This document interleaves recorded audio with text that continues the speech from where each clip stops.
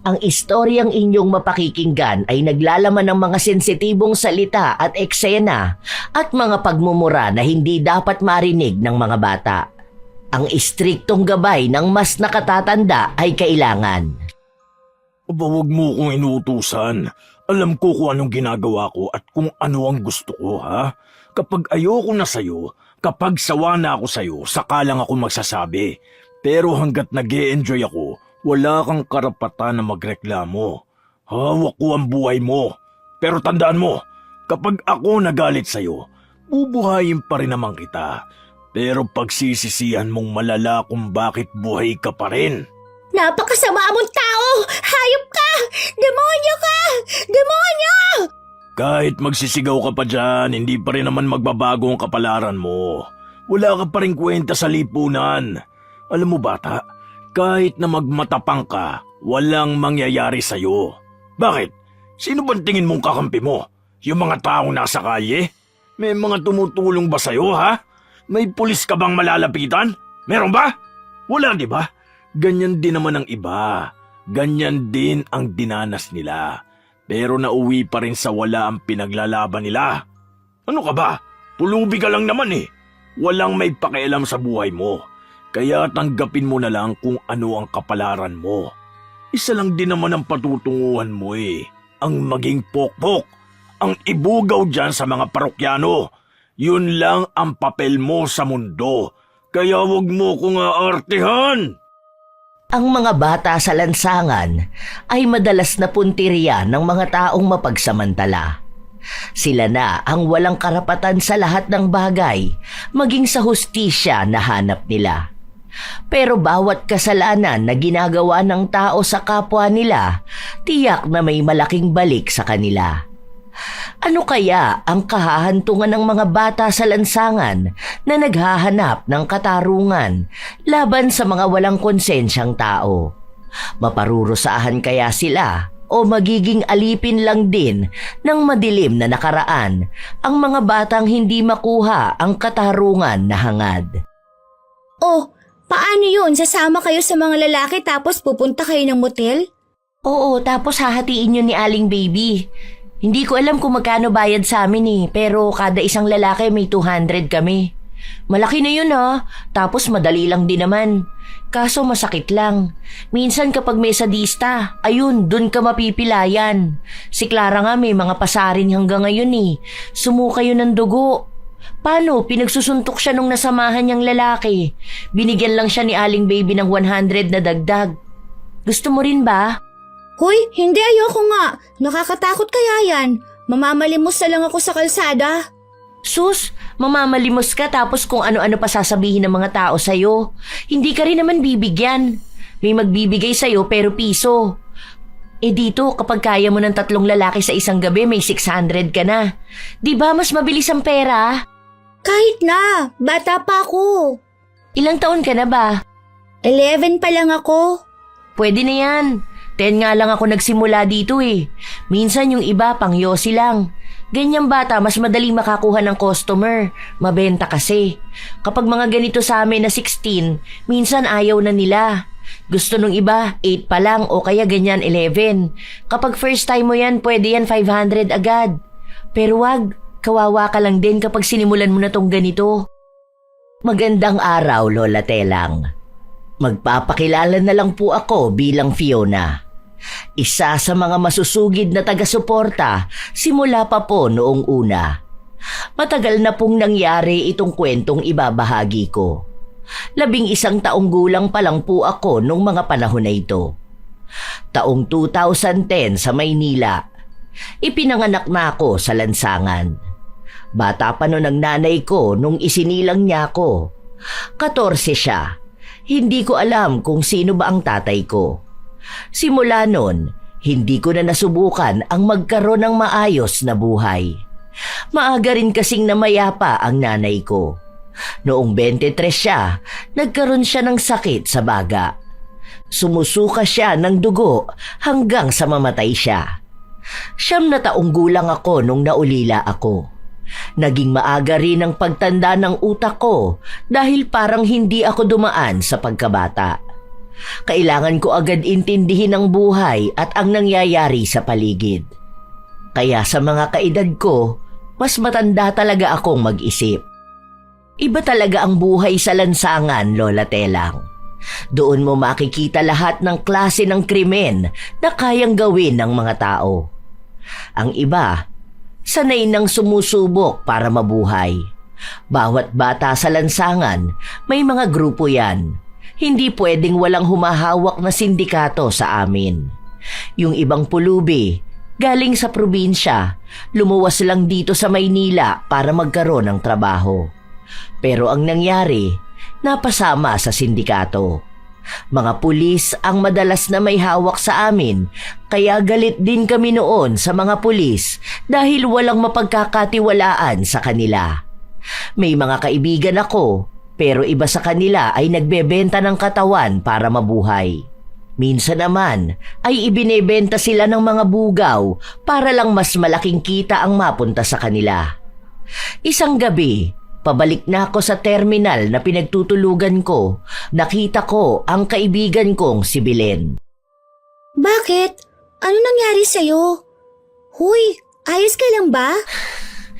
Ang sakit ng katawan ko, saka dito sa ano ko. Kaya hirap talaga ako makalakad. Parang namamaga nga eh. Bakit ba kasi? May sadista ka bang parokyano? Yan ba yung sinasabi mo na nambubugbog? Hindi. Meron kasing pinasama sa akin si Aling Baby. Pinasakay niya ako sa kotse tapos mga matatanda na yon, nasa 40 na ata. Hindi ko naman alam na 4 sila. Ang sama ng pakiramdam ko. Pagod na pagod ako tapos para akong lalagnatin. Hindi ko kinaya yung 4 sila. Yung isa, tinali pa ako. Tapos kung ano-ano pang pinagagawa sa akin. May pasapa nga ata ako sa tagiliran ko eh. Sobrang grabe sila. Mga nakabatak pa yata. Iba yung tama nila. Hala, kawawa ka naman. Huwag ka na kasi magganyan. Pwede ka naman sumama sa akin eh. Mamalimos na lang tayo. Hanap mo lang tayo ng magandang pwesto. Pwede na yun. Kaysa naman nagpapakababoy ka sa kanila. Hindi pwede. Hahanapin pa rin ako ni Roger. Lagot naman ako pag nagsumbong si Aling Baby. Bababa na naman yung presyo ng binibigay ko sa kanila. Ikaw kamo, mag-iingat ka ha. Alam mo ba, si Nene, di ba kaidaran mo yun? Sinisimulan na nilang ibugaw. Kapag ikaw nakita nila, naku ewan ko talaga. Ang ganda mo pa naman, tisay ka. Mabenta ka sa mga parokyano na ganyan ng tipo. Madalas niyan mga matatanda. Gusto nila yung batang makinis tapos maputi. Noong marinig ko ang sinabi ni Belen, bigla akong kinabahan. Tisay naman talaga ako. Iba yung kutis ko. Tapos iba rin ang hulma ng mukha ko at hindi talaga itim na itim ang buhok ko. Hinala pa nga nila noon na baka turista ang ama ko. May mga kakilala rin ako na nagsasabi sa akin na dapat hindi ako maging maganda sa paningin ng mga lalaki. Dahil darating daw ang araw na isusumpa ko ang pagiging maganda dahil yon ang sisira ng buhay ko. Takot ako dahil yung mga kaedaran ko kahit na ayaw nila, nagiging sapilitan na ang pagbebenta sa kanila. Parami ng parami ang mga batang babae na nawawalan ng muwang dahil sa mga lalaking halang ang bituka. Hanggang sa isang araw, patulog na kami nun. Dumating si Roger. Roger ang pangalan ng pulis na nangangalaga sa amin. Bantay sarado niya ang bawat isa sa amin kaya hindi kami basta makakatakas. Kahit wala sila, meron siyang mga alagad sa paligid. Kapag tumakas kami at nahuli, bubugbugin talaga kami. Napukaw ang atensyon niya sa akin. Kasunod nun ay itinuro niya ako para sumama sa kanya. Huwag po, parang awa niyo na. Dito lang po ako. Aling Baby, ayoko po. Huwag po, parang awa niyo na po. Ayoko po ng ganito. Anong wag? Kapag sinabi ko sumama ka sa akin, sumama ka. Baka gusto mong gulping kita ngayon. Ayoko sa lahat yung nag-iinarte ha. Kapag pinili kita, ibig sabihin ikaw ang kailangan ko ngayong gabi. Ganun lang yung kasimple. Hindi ko kailangan ng paawa o iyak-iyak na yan. Ang kailangan mo lang gawin ay sumama sa akin. Ilang beses akong nagmakaawa nun, Lola Telang. Pero ano nga ba naman ang aasahan ko? Wala namang makakarinig sa akin. Wala ring may kakayahang tumulong dahil lahat kami hawak ni Roger at ng mga tauhan niya. Wala naman kaming kakayahan dahil mahirap lang kami. Pinilit niya akong isakay sa sasakyan niya at dinala niya ako sa isang maliit at lumang bahay lang. Pinagbantaan niya ako na kapag nag-ingay ako, tatanggalin niya ang isa kong mata at ipapakain sa akin. Natakot ako dahil ayokong mabulag. Kahit napulubi ako, hindi naman ibig sabihin wala na akong pangarap na makalaya sa ganitong sitwasyon. Pumasok kami sa loob. Kabado ako dahil alam ko na kung ano ang mangyayari. Sige na, maghubad ka na. Huwag po. Mawala po kayo sa akin. Parang mawala na po, bata pa po ako. Huwag naman po ganito. Wala akong pakialam kung bata ka pa. Basta sinabi ko na maghubad ka, maghubad ka. Huwag mo hintayin na magalit ako dahil ako mismo ang pupunit niyang damit mo. Hindi mo rin magugustuhan kapag ako nagalit. Kaya kung ako sa'yo, maging masunurin ka na lang. Parang mawala na po. Ibibigay ko po lahat ng kinikita ko sa inyo. Huwag lang pong ganito. Ano namang kailangan ko sa barya-barya? Kaya ko ngayong itapon lang yun eh. Dahil marami akong pera. Iba ang gusto ko. Iba ang kailangan ko. Gagalingan ka na lang po makahingi ng maraming pera. Galingan mo na lang ngayong gabi para maging masaya naman ako. Yun lang naman ang gusto ko eh. Ang kinis mo ah. Ang puti pa. Ganyan talaga ang mga tipo ko sa babae. Ang lambot ng balat mo. Nakakagigil. Huwag po. Bitiwan niyo po ako. Wala na po. Huwag po. Huwag po. Bata pa po ako. Huwag niyo naman pong gawin sa akin to. Mawawa ka lang po sa akin. Ang kulit mo talaga. Oh, ito sa'yo nang matahimik ka. Ayoko pa naman sa lahat yung kailangan pang maraming usapan. Gusto ko, kapag sinabi ko, yun na agad ang gagawin mo. Wala akong pakialam sa iyakan na yan. Ayaw mong tumahimik ka? Tama na. Tama na. Oh, di ba nanahimik ka? Gusto mo pang nasasaktan ka eh. Susunod ka lang naman sa gusto ko. Hindi ka pa magpasalamat na akong pumili sa'yo. Ang tigas ng ulo mo. Inuutusan na nga kitang magubad, hindi mo pa magawa. Ako na nga! Babagal-bagal ka! Ilang beses akong nagmakaawa at umiyak sa kanya noon, Lola Telang. Nanginginig talaga ang laman ko habang binababoy niya ang katawan ko. Hinang-hina ako dahil kung ano-anong kahayupan ang ginawa niya sa akin. Tuwang-tuwa siya habang ako hindi lang katawan ang masakit kundi ang buong pagkatao ko. Tumatagos hanggang sa kaluluwa ko ang sakit. Hanggang sa natapos siya sa akin. Para na akong basura sa kanya. Ni hindi pa ako nakakabawi ng lakas, pinagtulakan na niya ako palabas ng bahay. Matapos nun, hinayaan niya akong maglakad pabalik kung saan ang pwesto ko. Iyak ako ng iyak habang naglalakad. Masakit ang ibabang parte ng katawan ko pero pinilit ko talagang maglakad. Hindi pa ako nakakarating ng terminal kung saan kami natutulog. Nasa lubong ko si Belen na bumaba ng kotse. Oh, ano nangyari sa'yo? Okay ka lang ba? San ka galing? Akala ko pa naman tulog ka na. Pagala-gala ka pa talaga ng ganitong oras. Ano, nagbebenta ka na rin ba ng katawan mo? Anyari sa'yo? Bakit ka umiiyak? May masakit ba sa'yo? Dinala ko ni Roger sa bahay niya. Tapos... Huwag mo na ituloy. Alam ko na. Walang iya talaga yung hayop na yon. Sabi ko na nga ba trip ka nung kumag na yun eh. Ang bata-bata mo pa. Kawawa ka naman. Halika, tulungan na kita. Masakit talaga yan, lalo na't pinilit ka pa. Baka lagnatin ka pa niyan bukas. Oo nga, mainit ka na ngayon. Sandali bili na lang tayo ng gamot mo. Kahit na iniisip ng iba na masamang babae si Belen, dahil nga pumapayag siyang magpabugaw, mabait naman siya. Ginagawa niya lang yon hindi dahil sa malandi siya, kundi dahil wala na siyang ibang pagpipilian.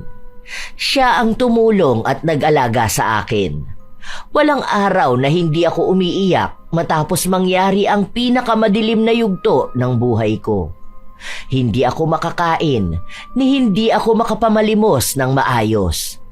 Madalas lang akong tulala sa isang sulok. Isang hapon, nakaupo lang ako sa gilid ng mga nagtitinda. Nakatulala, walang tumatakbo sa utak ko pero mukhang malalim ang iniisip ko. Nalaman ko na lang na tumabi sa akin si Belen. Inaabutan niya pa ako ng sigarilyo na hawak niya pero tumanggi ako. Mahirap talaga tanggapin yan. Ganyan din kaming lahat. Tarantado kasi ang mga pulis na yan eh. Mga hayop sila. Naalala ko pa nga, nung 8 years old ako, doon sa isang bakery, doon ako tumambay at natulog. Ayun, kinuha ko ng mga lasing na pulis, tapos pinagpasapasahan nila ako. 8 years old pa lang ako noon Hindi pa ako nireregla noon. 3 sila noon. Mga hayop. Tapos kinabukasan, nagreklamo ko sa ibang mga pulis. Akala ko kasi kakampihan nila ako eh. Siyempre bata ako. Iniisip ko na di naman lahat ng pulis masasama. Kaso ayun nga, dun pa ako mismo sa police station pinagsamantalahan. Wala akong laban. Bata ako eh. Maliban pa dun, mahirap ako. Palaboy. Ano ba namang lakas meron ng tulad natin para lumaban, di ba? Hindi lang naman ako. Hindi lang ikaw. Marami tayo. May mas bata pa sa 8 years old. Sadya talagang di pantay ang tingin ng mundo sa mahihirap na gaya natin eh. Kaya nga gusto ko makakilala ng taong aalisin ako sa lintik na buhay na to. Ay, tangina, pagod na ako. Bakit ganon? Bakit ang gulo ng buhay natin? Ang babata pa natin? Bakit parang wala tayong karapatan na maging bata? Maging babae? Bakit lahat yon inalis sa atin? Hindi ko rin alam. Kahit naman ako hindi ko gusto tong trabaho ko eh. Kaso wala akong magagawa. Parang iniisip ko ganun pa rin naman. Parehas pa rin naman na marumi ako. Bakit hindi na lang sa kumikita ko, di ba? Bababuyin pa rin naman ako ng mga yan eh. Kawawa ka nga. Sayang, ang ganda mo pa naman. Kung hindi ka lang dito sa lansangan nakatira, baka hindi mo yan maranasan. Sabi sa'yo sumpa maging babae sa ganito kagulong mundo. Pero ikaw, kung gusto mo magsumbong sa mga pulis, pwede pa rin naman eh. Baka malay mo, may isa sa kanila yung totoo sa tungkulin. Hindi yung malilibugan kapag nakakita ng bata. Pero swerte ka na lang kung meron pa nga. Hindi na ako kumibo dahil naglabas na ng hinanakit niya si Belen. Ngayon mas nauunawaan ko siya. Takot din ako sa mga pulis. Naaalala ko kasi noong mas bata pa ako, binugbog nila yung nanay ko sa harapan ko mismo. Kahit na anong pagmamakaawa sa kanila, hindi sila nakikinig. Doon nagsimula ang galit ko sa mga pulis, Lola Telang. Hindi naman siguro masisisi ang 11 taon na bata na magalit sa kanila kung minsan akong humingi ng tulong sa kanila pero binaliwala nila. Muntikan pa nga mangyari sa akin ang nangyari kay Belen. Ganon sa kwento niya pero nakatakas ako. Wala akong nagawa nun kundi tanggapin na lang ang nangyari sa akin. Iniyak ko na lang pero mas nabuo talaga sa dibdib ko noon ang galit. Akala ko 1 beses lang yon, pero nasundan na naman. Kusa akong dinadala ng mga tao ni Roger sa bahay nila. Hindi isang gabi kundi halos gabi-gabi. Oh, ano pang tinutunga-tunga mo dyan? Tapos sumayo ka na. Tapos dahan-dahan mong hubarin yung damit mo. Tapos lumapit ka sa akin sabay umupo ka rito. Ano na? Bilis na! Tagal oh! Kanina pa ako inip na inip dito eh. Bilisan mo. Huwag mo akong tignan na masama. Bakit niyo ba ito ginagawa? Hindi ka man lang ba naaawa sa akin? Ang bata ko pa. Ilang taon pa lang ako. Tapos kung ano-ano nang pinaggagawa mo sa akin. Ano namang nakakaawa sa'yo? Nakakatawa naman yung pinagsasasabi mo na yan. Kung ako sa'yo, huwag ka na pumalag, ha? Sige na, sayaw na. Aba, ayaw mo talaga? Bilisan mo na. Galingan mo yung giling mo, ha? Yun ang gusto kong makita. Pwede bang tigilan mo na ako? Pwede bang hayaan mo na lang ako sa lansangan? Hayaan mo na lang ako mabuhay ng payapa. Hirap na ako. Aba, huwag mo kong inuutusan. Alam ko kung anong ginagawa ko at kung ano ang gusto ko, ha? Kapag ayoko na sa'yo, kapag sawa na ako sa'yo, saka lang ako magsasabi. Pero hanggat nag-e-enjoy ako, wala kang karapatan na magreklamo. Hawak ko ang buhay mo. Pero tandaan mo, kapag ako nagalit sa'yo, bubuhayin pa rin naman kita. Pero pagsisisihan mong malala kung bakit buhay ka pa rin. Napakasama mong tao! Hayop ka! Demonyo ka! Demonyo! Kahit magsisigaw ka pa dyan, hindi pa rin naman magbabago ang kapalaran mo. Wala ka pa rin kwenta sa lipunan. Alam mo bata, kahit na magmatapang ka, walang mangyayari sa'yo. Bakit? Sino bang tingin mong kakampi mo? Yung mga taong nasa kalye? May mga tumutulong ba sa'yo, ha? May pulis ka bang malalapitan? Meron ba? Wala, di ba? Ganyan din naman ang iba. Ganyan din ang dinanas nila. Pero nauwi pa rin sa wala ang pinaglalaban nila. Ano ka ba? Pulubi ka lang naman eh. Walang may pakialam sa buhay mo. Kaya tanggapin mo na lang kung ano ang kapalaran mo. Isa lang din naman ang patutunguhan mo eh. Ang maging pokpok. Ang ibugaw dyan sa mga parokyano. Yun lang ang papel mo sa mundo. Kaya wag mo kong aartihan. Masaklap ang buhay na dinanas ko sa kamay ni Roger. Para bang nabaliw siya sa akin. Gusto niyang ako lang ng ako. Kahit na anong gawin ko, hindi niya ako tinitigilan. Halos ilang buwan na palaging ganon. Ang sabi ng iba, ginugusto ko naman daw. Binabastos ako ng ibang kalalakihan, mga kasamahan ni Roger. Dahil mukha raw nawiwili na rin ako. Kung alam lang nila kung paano madurog ang pagkatao ko. Paanong ang mga taong may sapat na edad at utak hindi marunong mag-isip ng maayos. Bilang bata nung mga panahon na yon, ang dami kong tanong. Maliit ang kapasidad ng utak ko pero naging matanda akong mag-isip. Ang daming tanong pero hindi masagot. Basta iisa lang ang gusto ko. Ang makalayo sa ganoong buhay. Isang umaga, sa labas ng simbahan ako natulog. Wala akong ibang ginawa noon kundi ang magdasal. Paulit-ulit, kahit na hindi ko alam kung may nakakarinig ba sa akin. Andito ka lang pala? Oh, gusto mo ba nito? May nagbigay sa akin dun eh. Ayoko naman yan. Kainin mo na. Ano bang ginagawa mo rito? Magsisimba ka ba? Papasok ka dyan sa loob? Eh baka naman masunog ka niyan. Kaya nga hindi ako pumapasok ng simbahan eh. Baka bigla na lang ako umusok sa sobrang makasalanan ko. Bakit sila nandyan sa loob? Bakit yung mga gumagawa ng masama sa atin nasa loob? Tingnan mo si Roger. Kasama niya pa pati asawa at anak niya. Hindi ba masama silang tao? Dapat hindi na sila pumapasok ng simbahan. Pero ayan oh. Kung umasta sila, para bang sila pa yung papanigan ng Diyos, na para bang paborito silang anak na kahit magkasala sila, tatanggapin at ipagtatanggol pa rin sila. Hindi ko rin alam. Ewan ko ba? Basta kapag makapal ang mukha ng tao, hindi yan nahihiya kahit nakaharap ang Diyos. Pero alam naman natin kung anong pagkakamali dito sa lupa. Hindi ba dapat nasa pinto pa lang sila ng simbahan na susunog ng katawan nila? Dapat umuusok na yan sila eh. Dapat nga, mas sila pang takot pumasok ng simbahan. Baka yung katawan nila buo pa pero wala na silang kaluluwa kasi hawak na ni Satanas. Hayaan mo, balang araw, masusunog din yung mga yan. Wala naman tayo magagawa eh. Ganyan naman sila. Mga bait-baitan sa loob ng simbahan, tapos kapag nasa labas na, balik sa pagiging demonyo. Lalo na yung Roger na yan. Kung di ba naman yan gago? Aba, ibinenta ba naman si Laika? Ha? Eh di ba 5 years old pa lang yun? O mag-5 pa lang? Kawawa naman siya.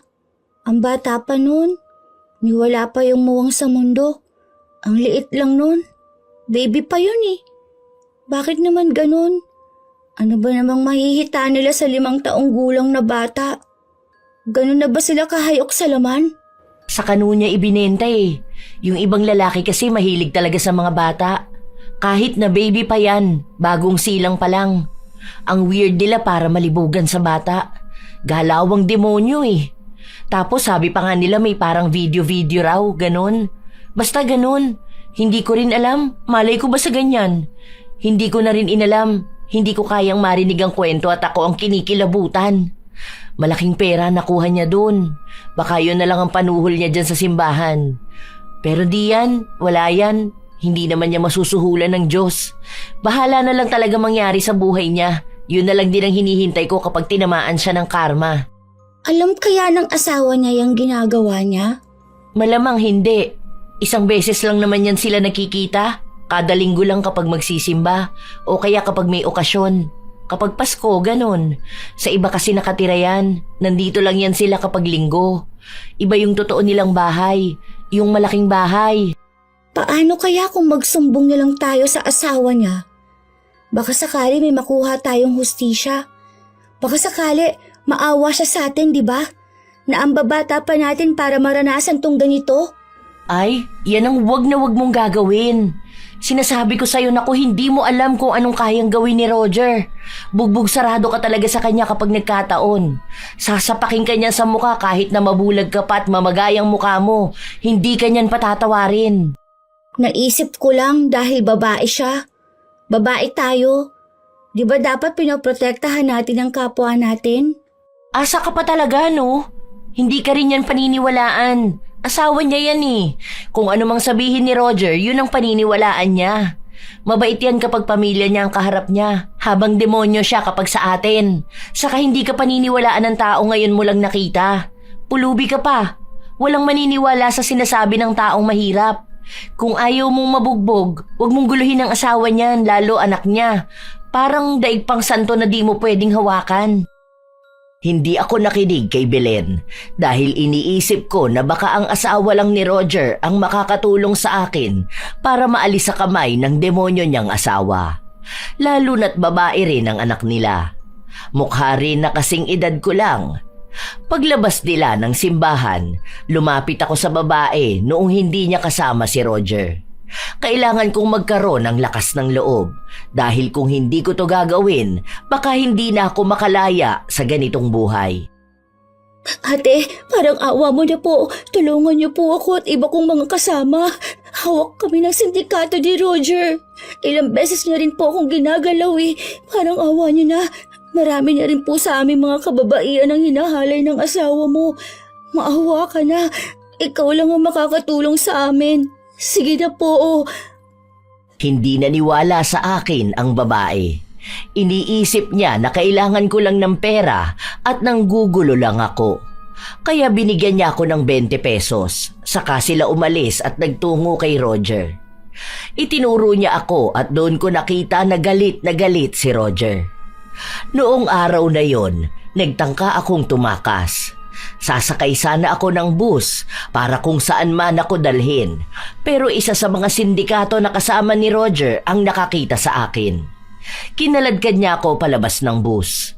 Wala man lang pumigil sa kanya dahil sinabi na magnanakaw raw ako at baka may mawala sa kanila. Doon ko nakita kung gaano kawalang pakialam ang mga tao sa akin. Dahil sa halip na sa akin sila mag-alala, tinago nila ang mga gamit nila. Yakap na yakap pa sila sa mga bag na hawak nila. Yun din ang unang beses na naranasan kong magulpi. Binugbog nila ako kung ano-anong pinaghampas sa akin. Gusto nila akong patayin pero hindi nila ginawa dahil mas gusto nilang magdusa ako. Tama na po, ayoko na. Nasasaktan po ako, aray. ko po, huwag niyo po yung ituloy. Maawa naman po kayo sa akin. Hindi ko na po ulitin. Hindi sila nakinig sa pagmamakaawa ko, sa pag-iyak ko, hanggang sa dumating si Roger. Galit na galit siya sa akin. Halata yun at alam ko naman kung bakit. Dahil pinilit ko ang asawa niya na maniwala sa mga sinabi ko. Alam ko na mali yun dahil siya ang asawa. Bilang isa rin siyang pulis, aalamin talaga ng asawa niya ang totoo, pero sa kanya rin naman itatanong. Isa yon sa katangahan ko. Akala ko dahil babae ang asawa niya at babae rin ang anak nila, maaawa siya sa kagaya ko. Doon ko napagtanto na tama nga sila. Wala lang ang buhay namin. Walang iya ka talaga? At talagang sa asawa ko pa ikaw lumapit, ha? Ano bang gusto mo? Ipahiya ako? Sinasabi ko sa'yo, sa lahat ng ayoko yung nilalapitan ng asawa ko. Huwag mong sisirain ang imahe ko sa sarili kong pamilya. Hindi ako papayag na ganito lang. Kailangan pagdusahan mo tong ginawa mo sa akin. Lintik ka, ha? Tignan natin kung hanggang sa naaabot yung pagiging pasaway mo. Nakawa mo na naman na to. Ayoko na po. Nasasaktan ako. Maawa ka na sa akin. Hindi pwede. Dapat magtanda kang bata ka. Walang hiya ka? Tapos balak mo pa talagang tumakas, ha? Anong akala mo? Hindi ka mauhuli? Sinabi ko na sa inyo una pa lang, hindi nyo alam kung gaano ako ka-impluensya sa lugar na to.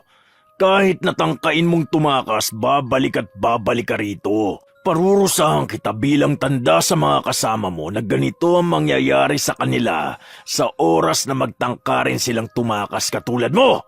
Ako ang batas! Tandaan mo yan! Ginulpi nila ako. Ang murang katawan ko na puno ng sugat. Meron pa silang itinatak sa likuran ko.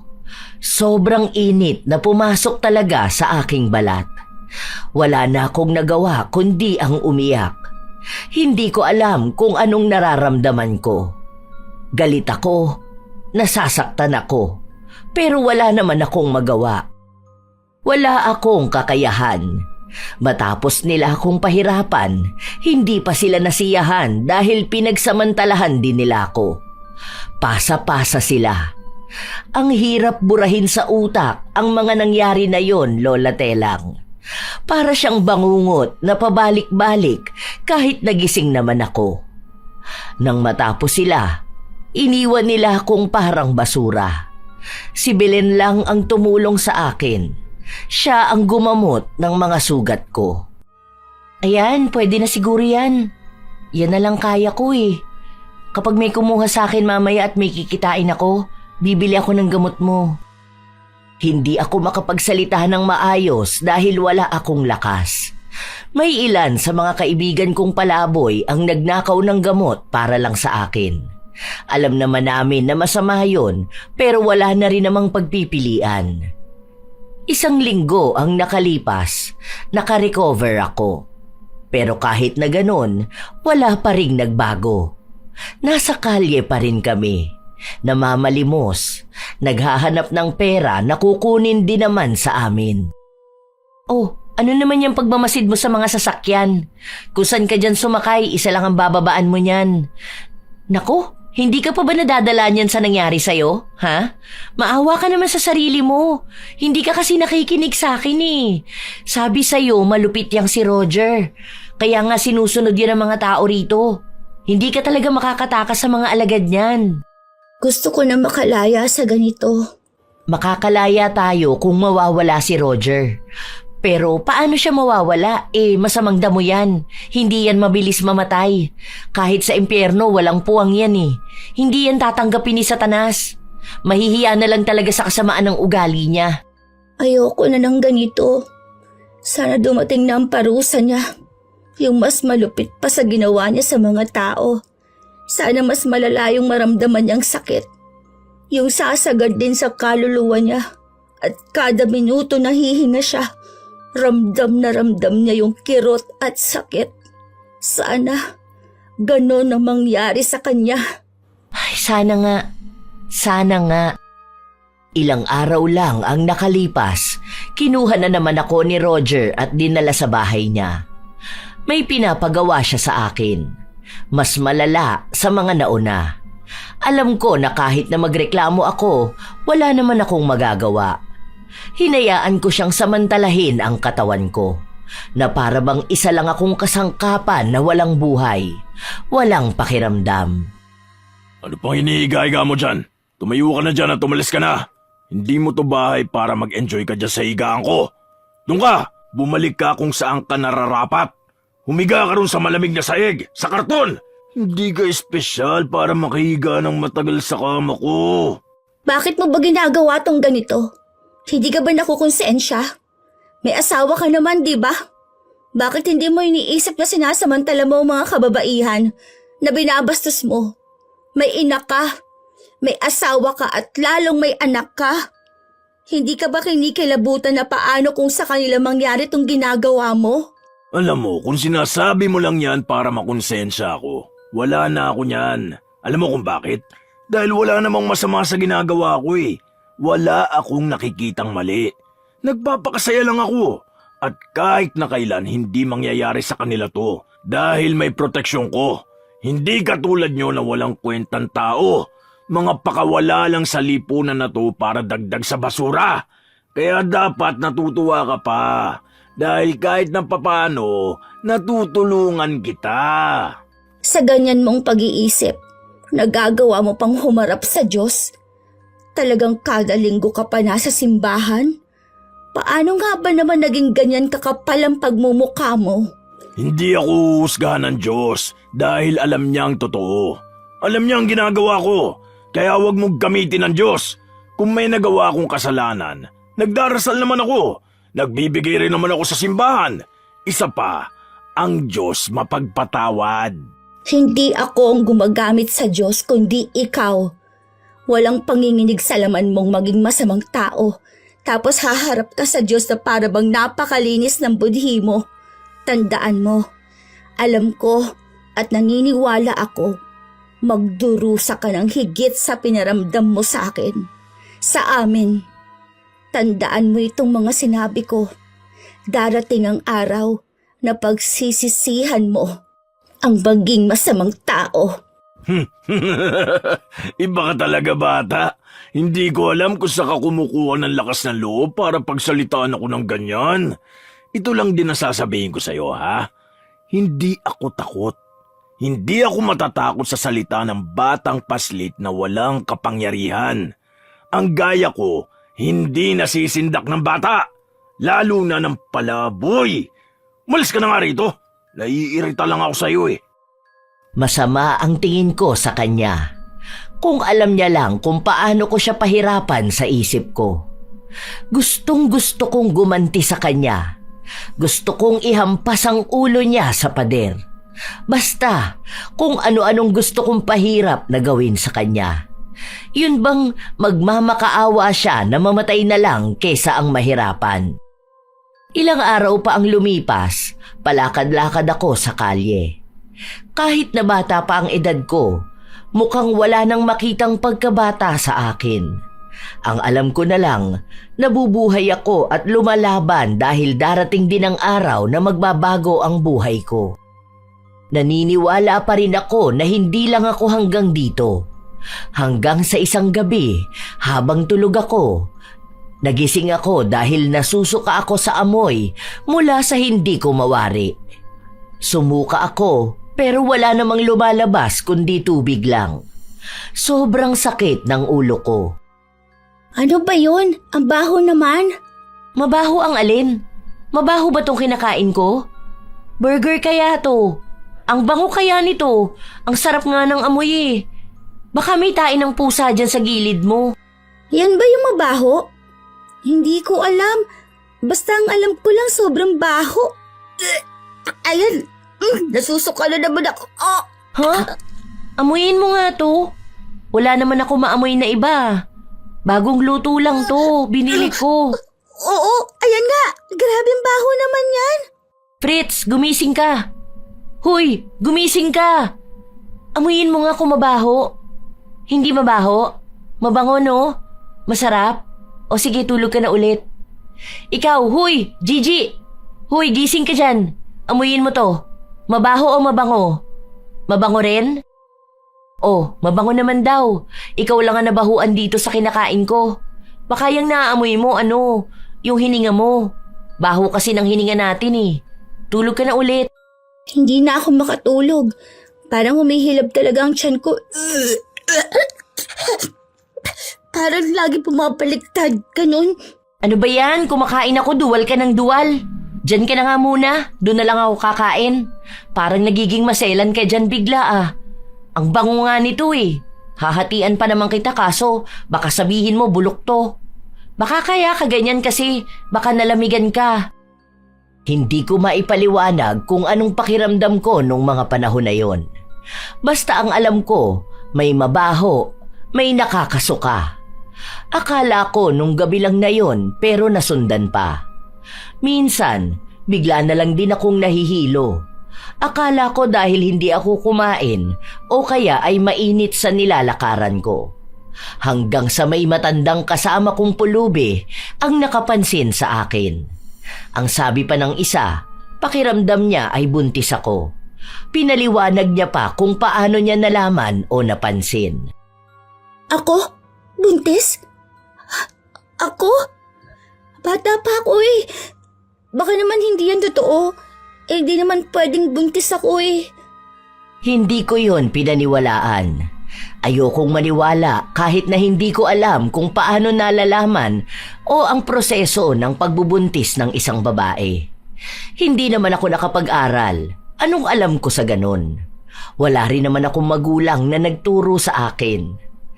Ilang linggo pa ang lumipas, hindi pa rin ako dinatnan. Natatakot na ako pero hindi ko pa rin tinatanggap sa sarili ko na baka nga nagdadalang tao ako. Isang hapon, nakatulala lang ako.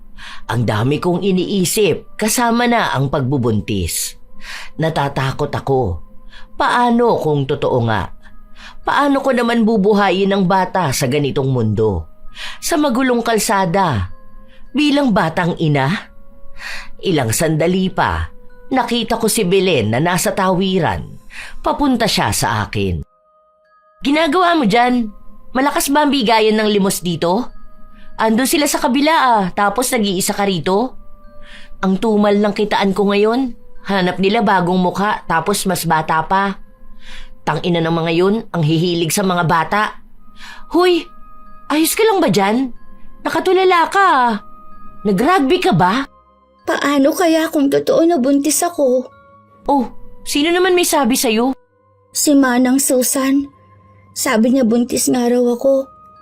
Kasi kakaiba raw ang pulso ko. Kinabahan tuloy akong bigla. Sana talaga hindi yun totoo. Dinatnan ka na ba?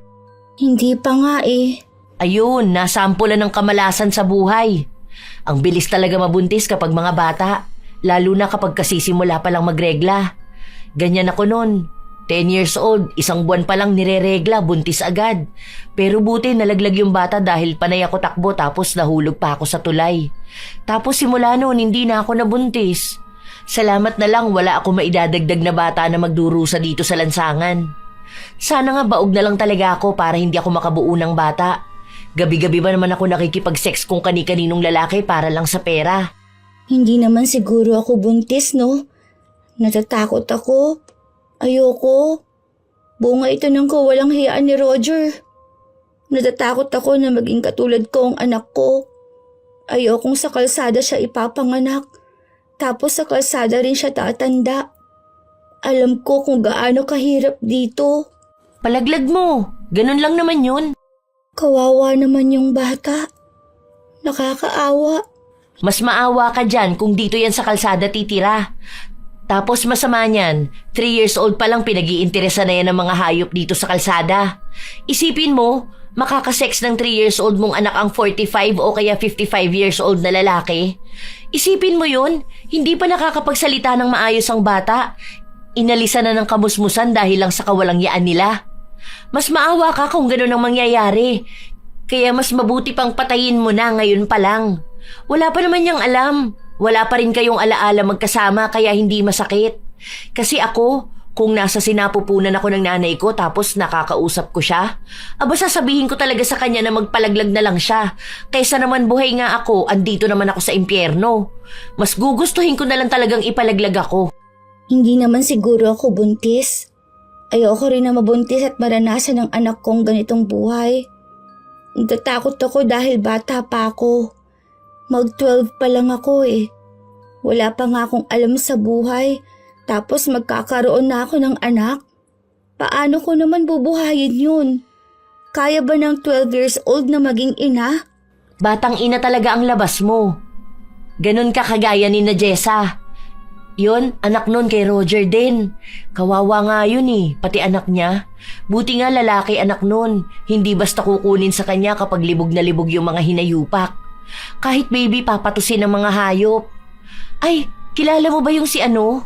Nakalimutan ko pangalan nun. Basta yung kulot ang buhok tapos mahaba yung pilik mata. Sino ba yun? Basta letter S ang pangalan nun. Nakalimutan ko na kasi. Basta kasama mo yun nun eh. Si Sonia? Ayun siya nga. Buntis yun, di ba? 11 years old din. Siya yung tumalon sa tulay at namatay. Si Roger din ang tatay nung bata. Natakot siya. Hindi niya alam kung anong gagawin sa buhay niya. Kaya ayun, nagpakamatay na lang kasama ang anak. Kawawa naman. Manahimik nawa ang kaluluwa niya. Pero wag mo yung gagawin ha. Kahit magpalaglag ka na lang. Hayaan mo na maging masama kang tao ngayon kaysa makita mo yung anak mong ginagawa ng masama ng iba. Kahit sabihin nilang makasalanan ka, wag lang talaga madamay ang bata sa mundong to. Isipin mo kung babae yan, matutulad sa'yo. Hindi rin ako sang-ayon sa pagpatay sa bata, pero tandaan mo, anong mangyayari sa kanya? Ganyan sa'yo, ganito sa atin. Hindi na ako nakakibo, Lola Telang. Sa totoo lang, naiiyak na ako nung mga panahon na yon. Hindi ko alam kung ano ang gagawin ko. Dahil takot ako sa maraming posibilidad na mangyari sa akin. Dahil takot talaga akong magkaroon ng anak. Lalo na kung babae.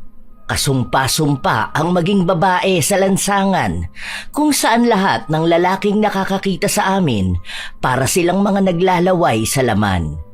Walang bata sa paningin nila. Wala silang awa. Kaya totoo naman ang sinabi sa akin ng kaibigan ko. Kahit ako, bilang ipinanganak sa lansangan, sana hindi na lang din isinilang. Pero hindi ko magawa ang gusto kong gawin sa batang nasa sinapupunan ko. Nakokonsensya ako.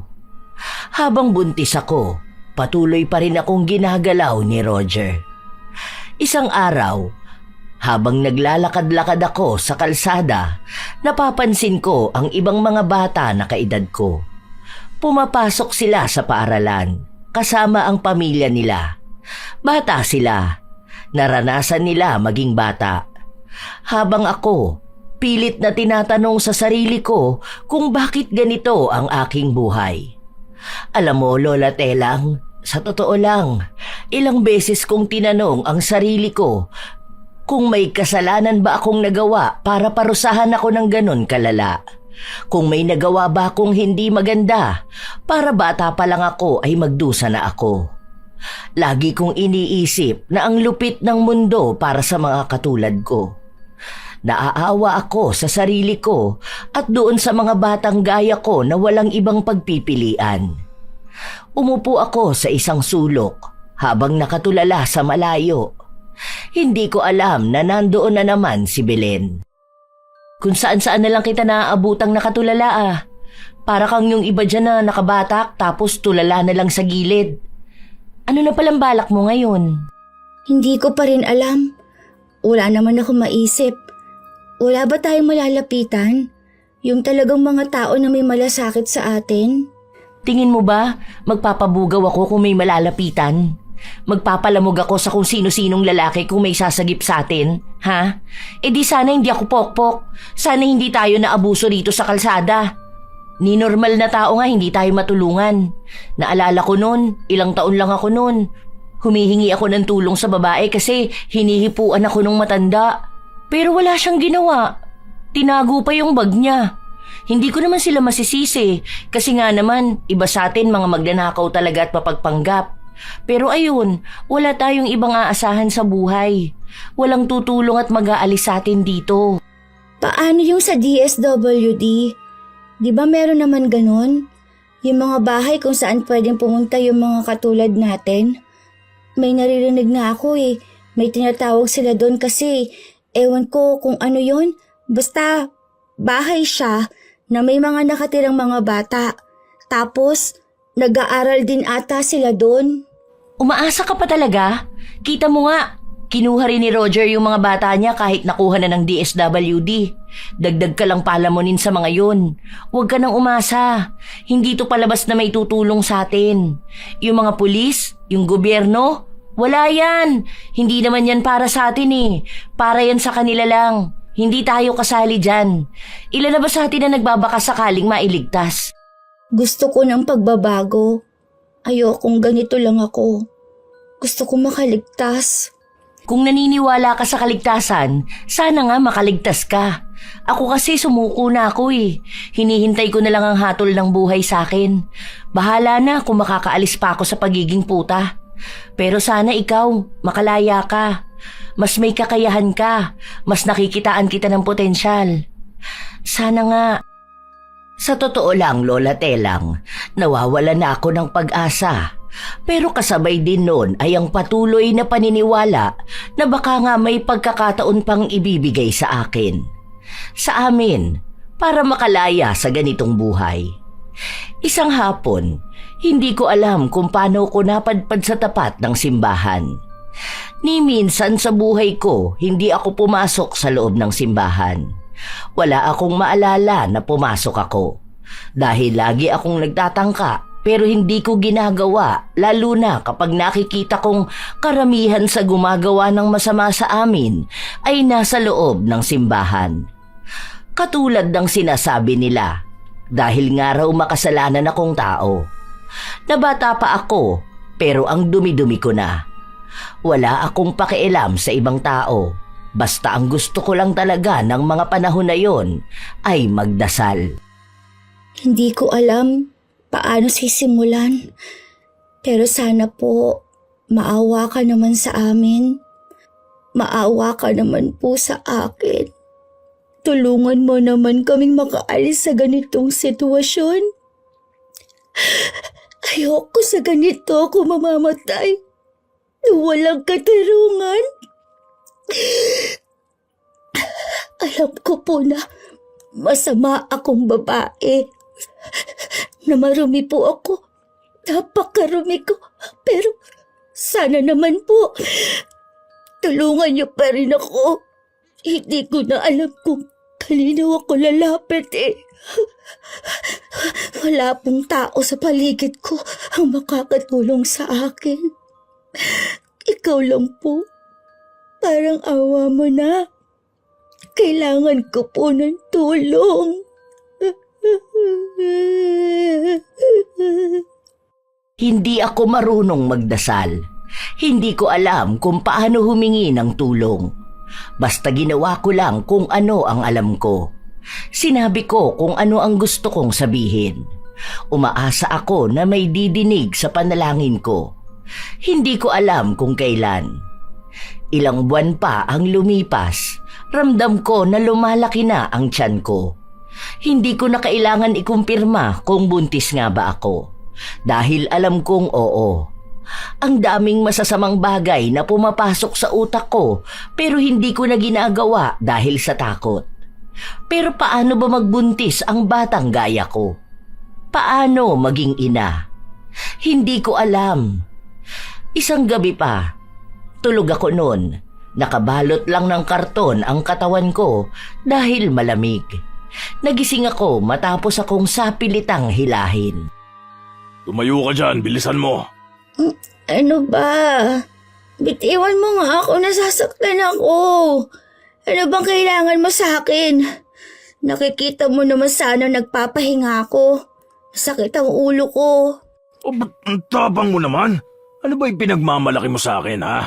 Ano bang akala mo kung bakit kita kinukuha? Alam mo na kung ano yon.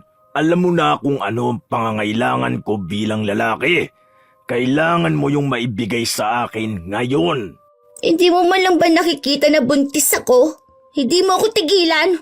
Utang na loob, tumigil ka na! May asawa ka naman, di ba? Bakit ba hindi ka masihan sa kanya? Maawa ka naman sa mga kababaihan. Huwag mo akong pinangungunahan sa gusto ko. Kapag sinabi kong kailangan ko ng babae ngayon, kailangan ko. Wala akong pakialam kung buntis ka o anuman. Sasama ka sa akin o kakalad ka rin kita. Kahit na mapuno pa ng sugat ang buo mong katawan, wala akong pakialam. Sa pilitan niya akong dinala sa bahay niya.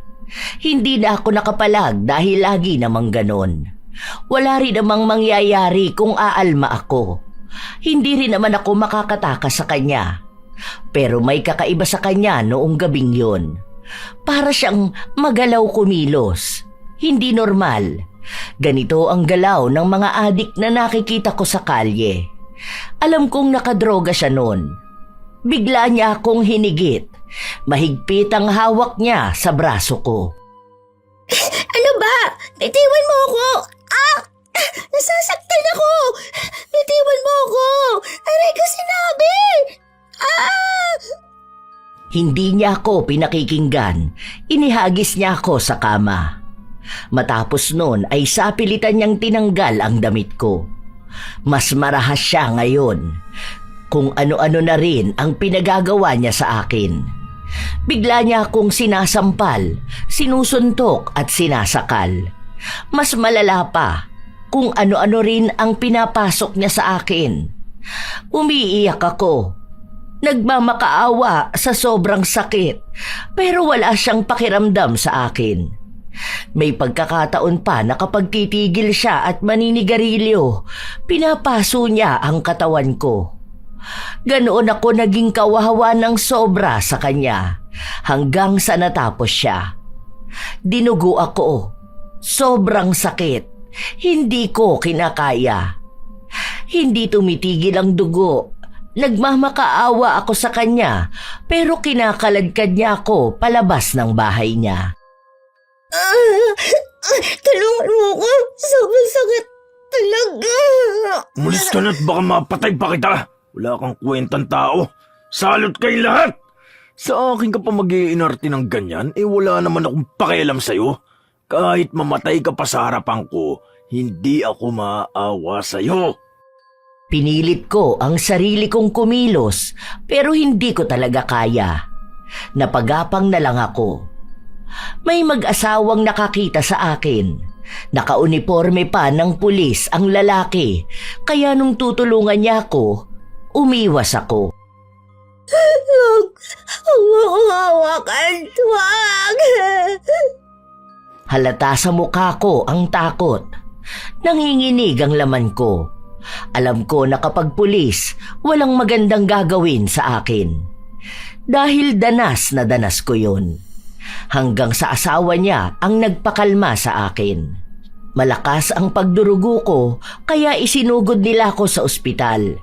Yung babae lang ang lumalapit sa akin, hindi kasama yung pulis dahil kapag nakikita ko siya, umiiyak talaga ako. Hindi ko na alam kung ano ang mga sumunod na nangyari. Basta ang alam ko lang, wala na rawang sanggol na nasa sinapupunan ko. Bata pa ang katawan ko kaya naging sensitibo ang pagbubuntis ko. Sa totoo lang, masaya ako. Hindi na magdurusa ang anak ko kapag sinilang ko siya. Nagtatanong sa akin ang babaeng tumulong sa akin pero wala akong sinabi sa kanila. Dahil wala rin namang makakatulong sa akin. Hanggang sa nakabalik na ako sa kalsada. Naku, mabuti na lang talaga okay ka lang. Hindi mo natanong anong pangalan ng mga tumulong sa'yo? Buti mababait sila. Hindi ka ba nila sinaktan? Sinabi naman niya. Cassandra ata yun. Pulis asawa niya, pero hindi ko kinausap. Pakiramdam ko kilala yun ni Roger, tapos kasabwat niya. Hindi na ako humingi ng tulong sa kanila. Paano? Hanggang sa ospital may mga bantay na tauhan si Roger. Kahit ata mapunta tayo sa impyerno may bantay siyang magmamasid sa atin. Lalo na doon. Teritoryo niya kaya yun. Pero ayos na yan. Mahalaga na wala na yung bata. Kaysa naman gahasain din ng mga walang ya, di ba? Kawawa rin yun kung nandito siya. Baka mamatay ka lang sa sama ng loob kapag pati anak mo hindi mo maipagtanggol. Yun na nga lang din ang inisip ko. Baka paraan na rin yun para hindi siya magdusa. Hindi ko siya pinatay, pero masaya ako na wala na siya. Dahil wala na rin siyang malupit na buhay na kalalakihan. Naiwas ko siya sa mga demonyo. Ilang araw pa ang lumipas, masama pa rin ang pakiramdam ko. Hanggang sa nakita ko na naman ang asawa ng pulis. Kinausap ko siya noon at sinabi niya kung ano ba talaga ang nangyayari sa akin. Hindi ako kumibo pero sinabi niyang mapagkakatiwalaan siya. Sabihin ko lang sa kanya kung ano ang nangyayari dahil kaya niyang tulungan ang mga naaapi. Kaya mo kong tulungan? Kaya mo kami iligtas sa kamay ng mga taong may katungkulan? Sa mga pulis na mapansamantala? Sa mga taong basura ang tingin sa amin? Kung kaya mo ngayon, sana matagal mo nang nagawa. Sinabi niya sa akin na yun nga raw ang ginagawa niya. Tumutulong na siya sa mga taong minsang naabuso, mga taong gustong mabago ang buhay at may pangarap na maging maayos sa hinaharap. Malambing ang boses niya. Napakagaan niyang kausap, para bang kaya nga niyang tumulong para sa pangarap ko. Pulis ang asawa mo. Alam ko ang gawain ng mga pulis. Kung wala ni isa sa kanilang nakatulong sa akin, alam kong hindi nyo rin kaya ng asawa mo.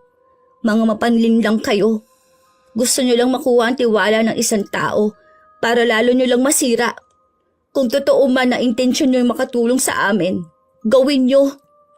Ipakita nyo dahil hindi ako aasa kung puro lang salita at pangako. Ang kailangan namin yung may gawa. Wala akong tiwala sa kahit na sino. Nagpapasalamat ako sa kabutihan niya noong kailangan ko siya, pero hindi na para umasa pa na may taong makakatulong sa akin. Habang naglalakad ako at namamalimos, nakita ko si Belen na tumatakbo palapit sa akin. Nagmamadali talaga siya na para bang hindi siya makapaghintay na may sabihin sa akin. Hoy, ayos ka lang ba? Hindi ka na dyan makahinga. Andyan ka lang pala? Kanina pa kaya kita hinahanap. Ano bang nangyari sa'yo? Kung makapagmadali ka dyan, akala mo naman kung anong sasabihin mo sa akin. Meron talaga akong sasabihin sa'yo. Bilisan mo, tara dito. Dalian mo. Bilisan mo naman maglakad dyan. Teka lang naman. Masyado ko naman dyan nagmamadali Gaano ba yan kaimportante ha? Hindi ko alam kung saan niya ako dadalhin nun. Pero nagtungo kami sa isang lugar na maraming tao. May mga pulis, may mga nag-uusap-usap. Hindi ko alam kung ano yon, pero mukhang may nangyaring krimen sa isang lumang gusali. Hindi naman yun bago sa akin dahil kahit saan naman dito ay may krimen. Oh, ano naman ba to? Ano yan? Bakit may nakatakip dyan? May pinatay ba? Kikilabutan ka talaga sa sasabihin ko. Ay, nagtataasan na naman ang balahibo ko Tingnan mo. Kakatakot talaga. Ano ba kasi yun? Kayo na ka pa puro pasabik Hindi mo na lang sabihin. Ano ba yan? Kilala ba natin? Ano? Kasamahan ba natin yan? Pwede mo naman sana sabihin. Di ba may anak si Roger? Yung laging kasama ng asawa niya kapag nagsisimba sila? Yung kaedad mo lang din? Wait lang, hindi ko makwento ng maayos. Kinakabahan ako. Ni-rape yun tapos dyan tinapon yung katawan. Ewan ko pero bugbog sarado. Halos hindi makilala ang muka. Kanina wala pa yung mga pulis, kita talaga namin. Kawawa. Ay, kinikilabutan ako, grabe. Gusto ko naman makarma si Roger sa mga katarantaduhan na pinaggagawa niya sa atin. Pero sa kanya naman, hindi naman sa bata. Ilang taon lang yan, grabe. Hinahanap ko si Roger pero wala siya. Mukhang hindi niya pa alam o baka papunta pa lang sila. Hanggang sa nakarinig kami ng sigaw ng isang babae. Asawa niya yun. Hindi pa nakikita ang katawan ng batang babae pero naglulupasay na siya. Hindi siya masyadong makalakad ng maayos. Inaalalayan pa nga siya ng isang babae na may edad na rin. At noong nakita niya ang bangkay ng bata, doon na siya nahimatay.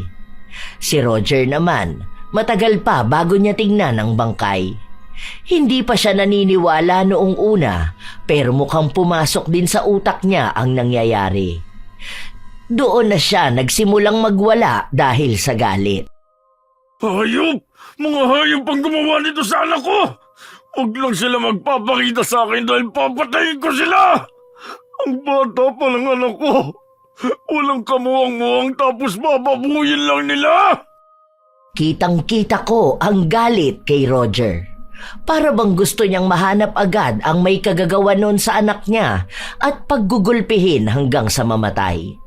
Pero paano niya gagawin kung hindi niya kilala kung sino ang gumawa?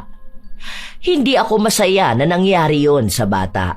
Dahil parehas lang naman kami. Parehas na nakaranas ng karahasan mula sa mga demonyong lalaki. Parehas kaming hindi dapat naranasan yon. Sobrang sakit nun para sa kanya. Alam ko na noong mga panahong nararanasan niya yon, umiiyak siya at humihingi ng tulong. Ilang beses din siyang nagmakaawa. Alam ko yun dahil ganun ako kay Roger noon. Ang nakakatakot lang, namatay siyang hindi man lang naipaglaban ang sarili niya. Doon ako napaisip, ilang kababaihan ang nakakaranas ng ganun? Ilang kabataan? Pero, di ba, galing din naman yon sa tatay niya? Ang humalay sa kanya, kaparehas ng tatay niyang halang ang bituka? Na masaya at proud pang nakakapanggamit sila ng babae. Wala sa edad, sa apelitan. Hindi ako masaya sa nangyari sa anak niya, pero masaya akong nagdurusa ng malala si Roger. Masama na ako kung pakikinggan, pero masaya akong magdusa ang taong halimaw. Grabe, hanggang ngayon iniisip ko pa rin yung nangyari sa anak ni Roger. Alam mo bang galit na galit siya? Pinapahanap niya sa mga tao niya yung gumawa nun sa anak niya. Nag-iisang anak pa naman nila yun. Kasi nga hindi na pwedeng manganak yung asawa niya. Ano ba kasing nangyari? Bakit ba yun na-rape? Di ba hindi naman yun nakatira sa kalsada? May bahay kaya sila, tapos may bantay pa nga yung anak niya. Ang nabalitaan ko lang, narinig ko lang doon sa isa niyang tauhan Di ba, linggo ngayon, katatapos lang nila magsimba kaninang umaga. Itong si bata, gusto raw maglibot-libot. Tapos ayun, nawala sa paningin nila. Akala nung nanay kasama yung yaya niya. Yun pala nasa CR yung yaya niya. Ayun na. Tapos maya-maya natagpuan na lang yung katawan niya. Kapag talaga naiisip ko, kinikilabutan ako. Kawawa, di ba? Isipin mo yun, bata pa. Grabe, sobrang sakit nun. Yung anak niyang alagang-alaga niya, bababuyin lang ng ibang tao. Ang masaklap pa, papatayin pa. Kung ano yung pangarap niya para sa anak niya, lahat yun mawawala. Nag-iisang anak, hindi lang tripleng sakit yun. Ang sabi nga ng iba, karma na niya. Paano, nung gabi pala na yon, may pinagsamantalahan siyang bata. As in bata ha? Mas bata pa sa'yo.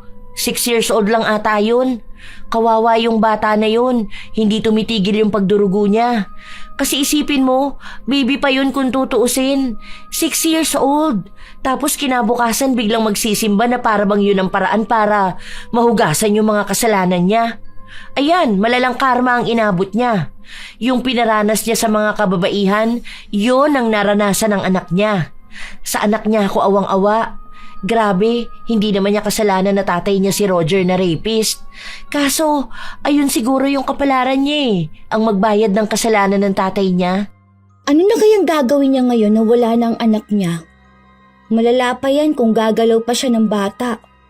Grabe na ang pagiging demonyo niya. Iba rin talaga ang karma, no? Hindi sa kanya tumama, pero talagang buong pagkatao niya yung nawarak.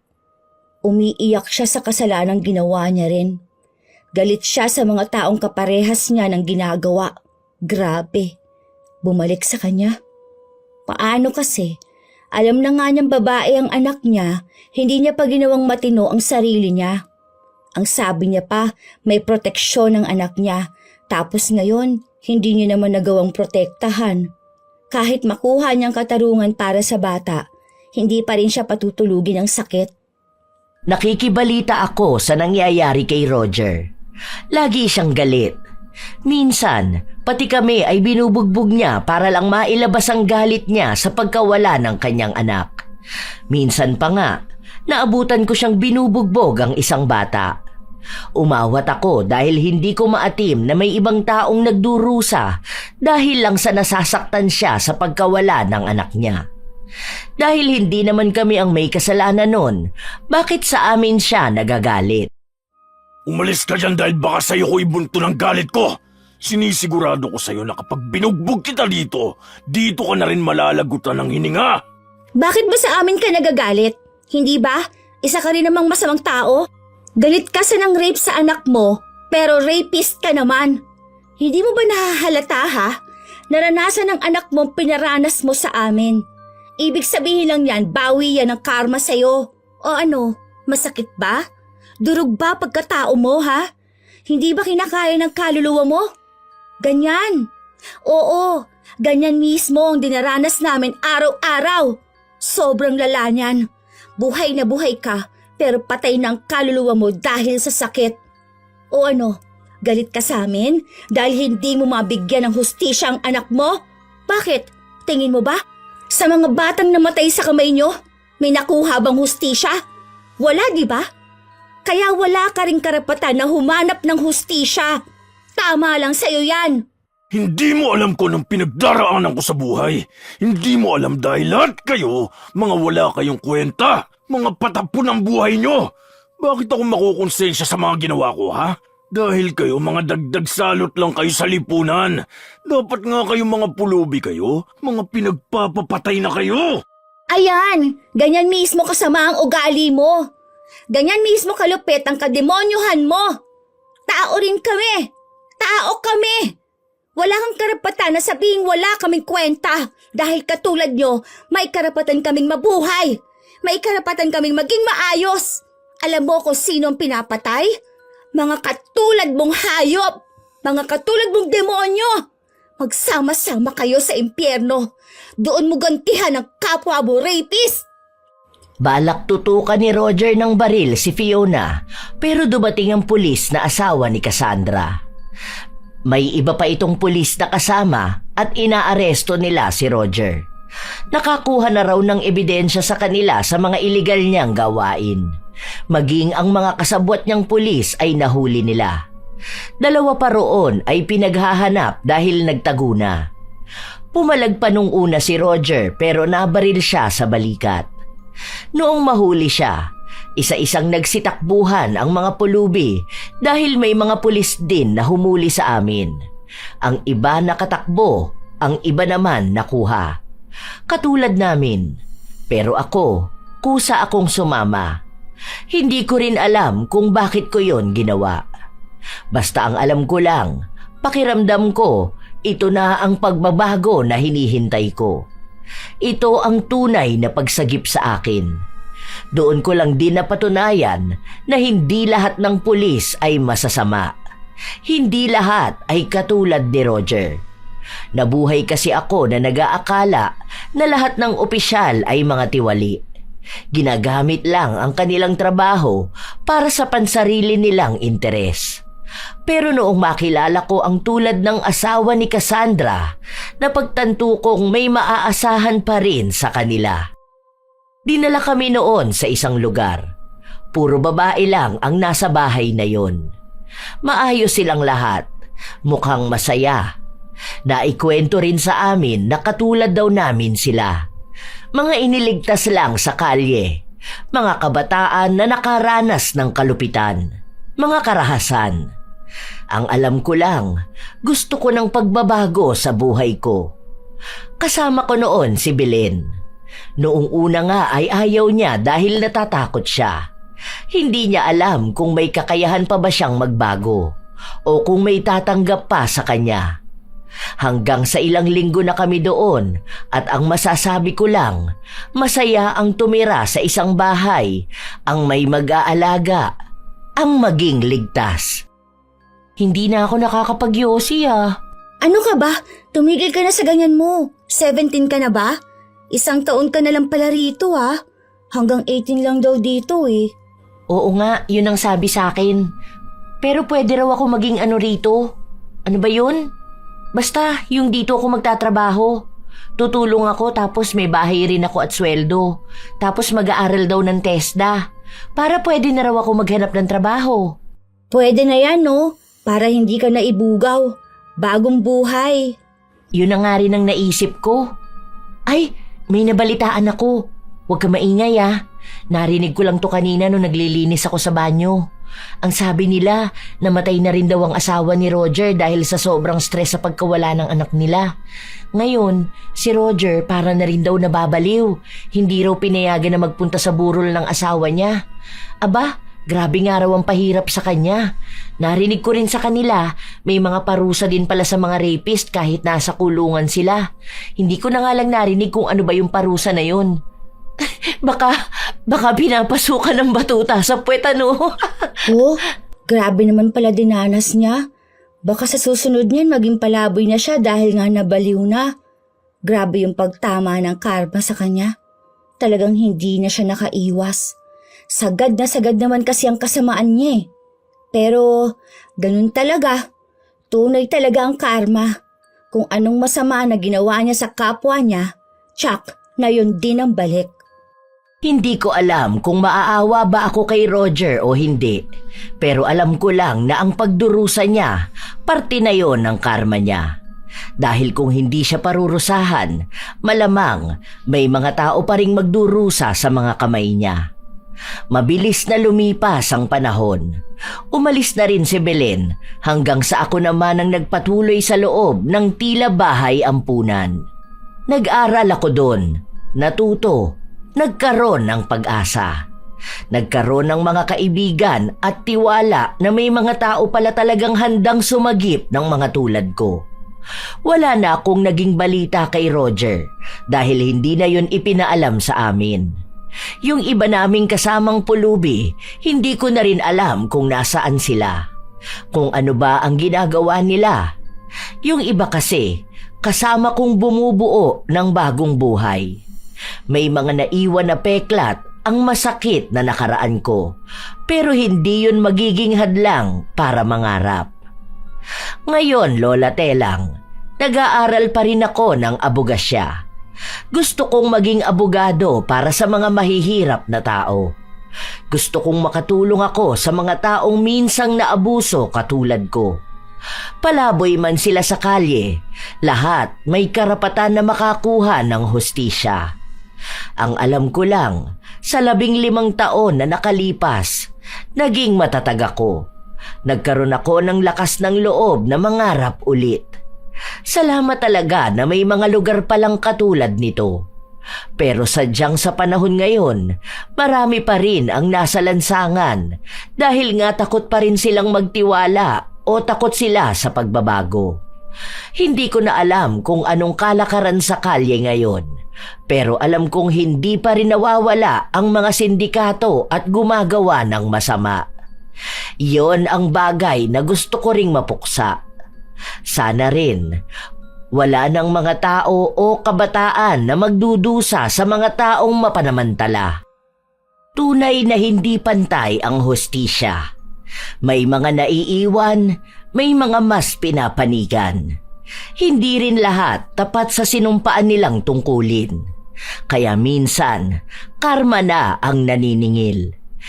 Hindi dahil para gantihan ang mali, kundi para ipaalala na walang kasamaan ang nananatiling lihim magpakailanman. Minsan, may mga pulis na mapanamantala, na sila pa ang tumataliwas sa batas na dapat ay pinapanigan nila.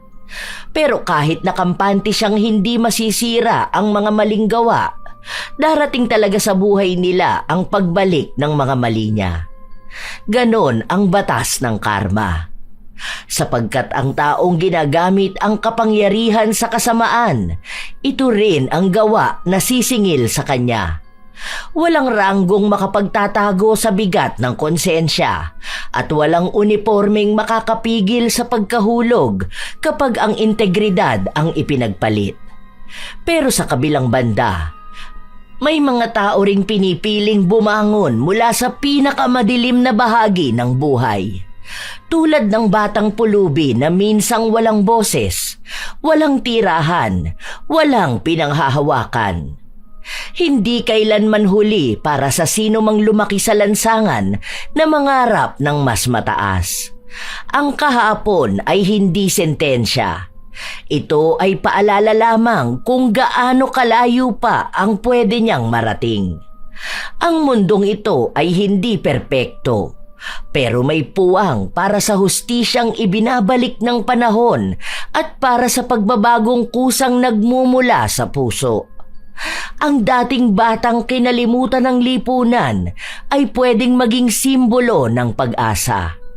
At ang dating pulis na umabuso sa kapangyarihan ay pwedeng maging aral na ang tunay na kapangyarihan ay ginagamit para magtanggol, hindi para manlamang. Tandaan na lamang, hindi man pantay ang hustisya, pero may panahon na ang langit na ang magbibigay ng nararapat na parusa.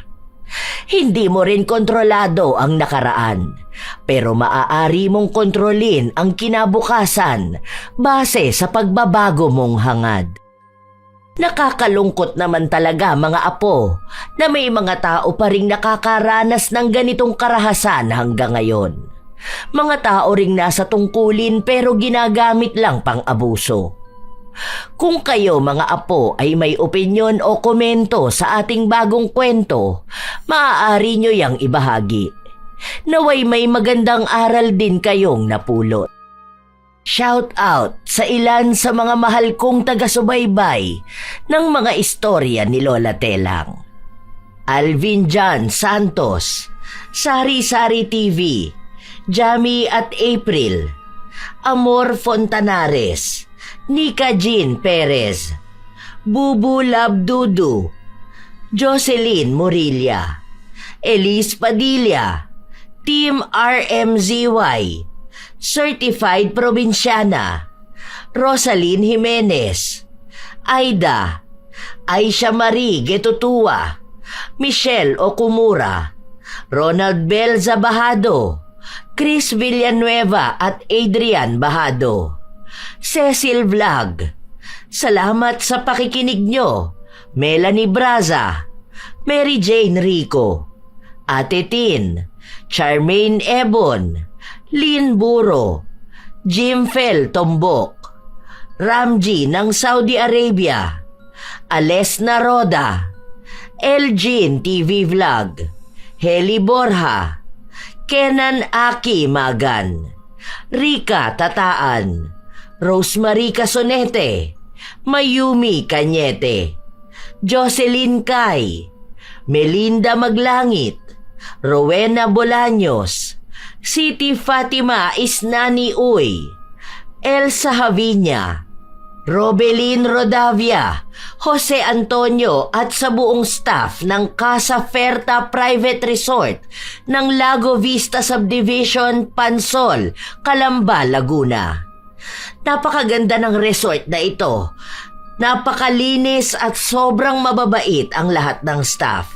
Maraming salamat sa pag-aalaga nyo sa amin nung ginanap dyan ang aming masayang Christmas party.